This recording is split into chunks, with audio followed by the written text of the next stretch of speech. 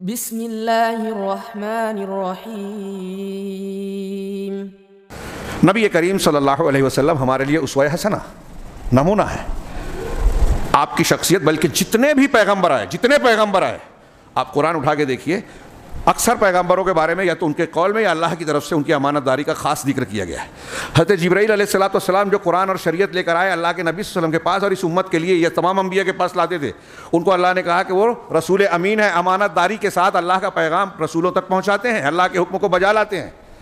اور محمد صلی اللہ علیہ وسلم بھی امین ہیں، وحی کے امین ہیں، انہوں نے دین کو پہنچانے میں کوئی کمی بیشی خیانت کوتاہی نہیں کی، پورا پہنچایا۔ ہر نبی کا جملہ دیکھیے قرآن میں ہے، انی لکم ناصح امین، کہ میں تمہارا خیر خواہ اور امانت والا ہوں، میں تمہارا خیر خواہ اور امانت والا ہوں۔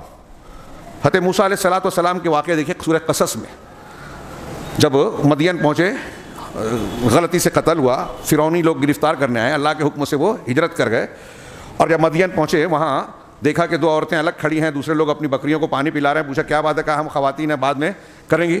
حضرت موسیٰ علیہ السلام بھوکے پیاسے سفر سے تھکے ہارے ہیں، پھر بھی ان دو عورتوں کی مدد کرتے ہیں۔ ایک نبی کا کردار دیکھیے، اور اس کا کوئی بدلہ نہیں چاہتے، چلو موقع ملا ہے کچھ فائدہ اٹھا لیا جائے، پیسہ ہی لے لیا جائے، بلا کسی اجرت معاوضے کے انہوں نے اپنے ہاتھ سے پانی نکال کے ان کی بکریوں کو پلایا اور انہیں بھیج دیا، قرآن میں ہے۔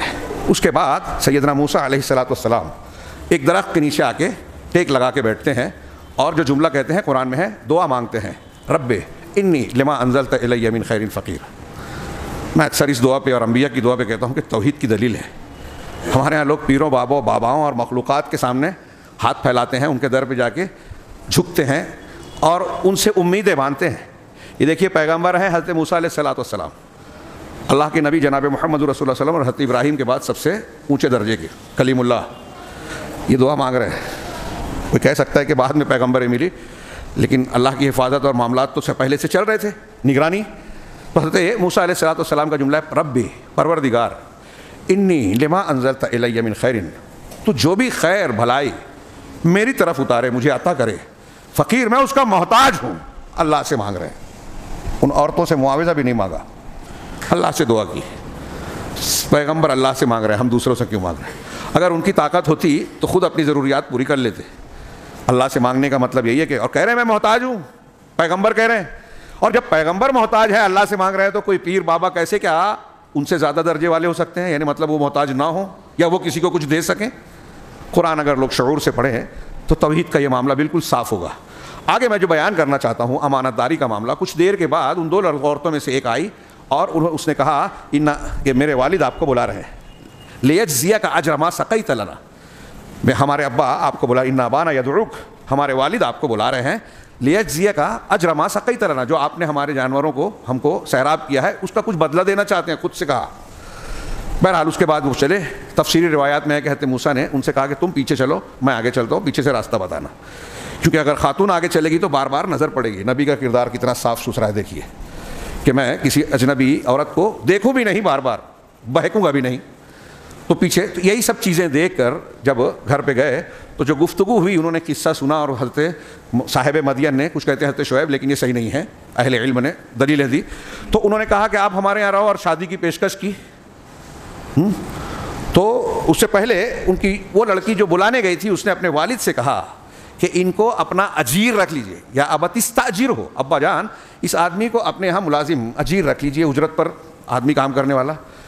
اس کے بعد جو جملہ کہا وہ بیان کرنا چاہتا تھا، اس نے کہا کہ ان خیر من استاجرتہ قوی امین، کہ سب سے بہتر اجیر جس کو آپ رکھتے ہیں اس کو دو قسم کے، دو صفت والے ہوتے ہیں، قوی جو طاقت رکھتا ہے، اپنا کام کر سکتا ہے آسانی سے، اور امین جو امانت دار ہے، دھوکہ نہ دے، بے ایمانی نہ کرے، خیانت نہ کرے۔ اس دو ملاقات میں اس عورت نے کیسے معلوم کر لیا کہ موسیٰ علیہ السلام قوی بھی ہیں، امین بھی ہیں؟ قوی اس طرح سے کہ اکیلے پانی پلایا تھا پورے ریوڑ کو، امین اس طرح سے کہ ساتھ میں آئے تھے، ان کا کردار دیکھ لیا تھا۔ تو ایک انسان اچھا مزدور بھی اس وقت ہو سکتا ہے، کام کرنے والا بھی، جس کے اندر امانت ہو۔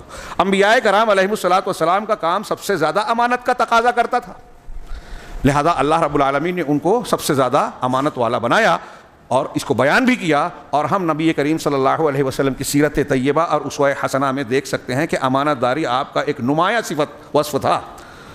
یوں تو اللہ کے رسول صلی اللہ علیہ وسلم کی جو خوبی آپ دیکھیں اخلاقی، بہادری، سخاوت، شرم و حیا، غصہ طاقت آ جانے کے باوجود سامنے والے کو معاف کر دینا، گناہ کرنے والے کو معاف کر دینا، اس طرح سے جتنے بھی صبر ہے، قناعت ہے، شکر ہے، ساری چیزیں اعلیٰ ترین ہے. اس کے جیسا کوئی نہیں نظر آئے گا اللہ کے رسول صلی اللہ علیہ وسلم کے درجے کا دنیا میں. ہر معاملے میں کوئی انسان ہر معاملے میں اتنا اعلیٰ نہیں ہوتا جتنا جناب محمد رسول اللہ علیہ وسلم تھے. ایک آدمی بہت اچھا کسی ایک چیز میں، دو چیز میں، تو باقی میں نہیں رہتا. اس تفصیل میں نہیں جاتا. امانت داری آپ کی اتنی نمایاں تھی کہ مشرکین کا معاشرہ بھی، جیسا کہ آپ اور ہم جانتے ہیں، آپ کو صادق، سچا اور امین یعنی امانت دار کہتا تھا. نبی کریم صلی اللہ علیہ وسلم کے پاس اپنے ودائع اور اپنی ودیتیں، چیزیں، امانتیں رکھتا تھا. مشرکین کا طبقہ بھی، یہاں تک کہ اس وقت بھی رکھتا تھا جب نبوت کے اعلان کے بعد آپ سے دشمنی رکھتے تھے. اس کا ثبوت یہ ہے کہ شب ہجرت جب اللہ کے نبی صلی اللہ علیہ وسلم مدینہ کے لیے گھر سے نکلنے لگے اور حضرت علی کو اپنے گھر روکا، اپنے بستر پر سونے کے لیے کہا، تو مکہ والوں کی امانتیں ان کے حوالے کی اور کہا کہ یہ فلاں فلاں فلاں کی امانتیں ہیں، لوٹا دینا. کتنی زبردست مثال اور تعلیم ہے یہ. اللہ کے نبی صلی اللہ علیہ وسلم کو جو لوگ مارنے کے لیے تلواریں لے کے کھڑے ہیں، جو متفق ہیں، ان کی امانتیں آپ کے پاس رکھی ہے. کیسا معاشرہ اور کیسے انسان تھے سوچئے. یہ بھروسہ تھا، دشمنی، ساری دشمنیوں کے باوجود مکہ والوں کو یہ بھروسہ تھا کہ محمد صلی اللہ علیہ وسلم کے پاس امانت رکھیں گے تو یہ بے ایمانی نہیں کریں گے، ضائع نہیں کریں گے، یہ خیانت نہیں کریں گے. آج مسلمانوں کا، ہمارا اور آپ کا اس کا کچھ پرسنٹ بھی کردار ہے، 5-10% بھی، کہ بازار کا، مارکیٹ کا پیسہ لے کے ڈبوئیں گے نہیں، کسی کی امانت میں خیانت نہیں کریں گے.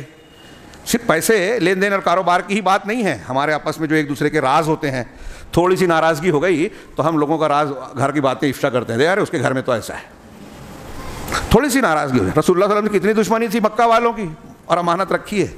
جانتے تھے کہ یہ امین ہے، یہ خیانت نہیں کریں گے.